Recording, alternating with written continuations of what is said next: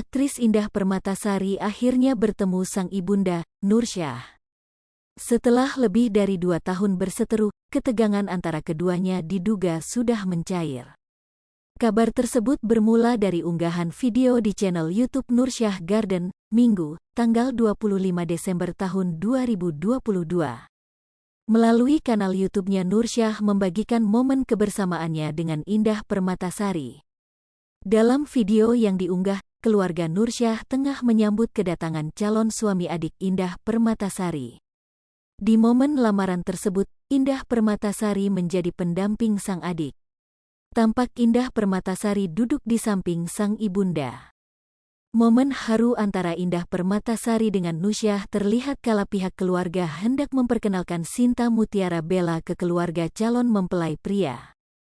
Tampak beberapa kali Nursyah menggenggam tangan Indah Permatasari.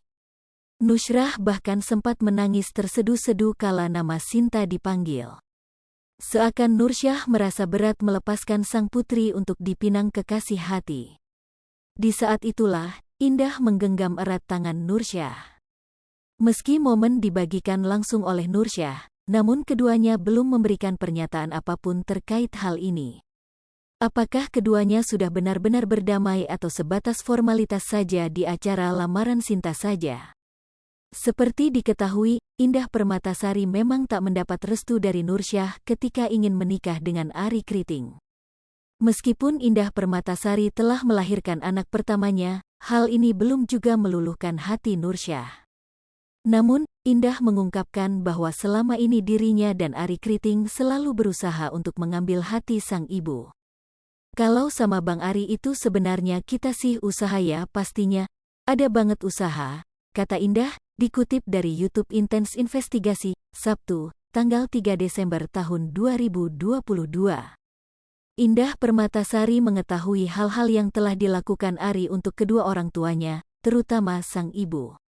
Walaupun terus memperjuangkan restu Nursyah, Indah menuturkan ia tidak mau memaksakan agar kehadiran Arie Kriting dapat diterima. Aku tahu banget kayak gimana Bang Arie ke orang tua, ucap Indah Permatasari.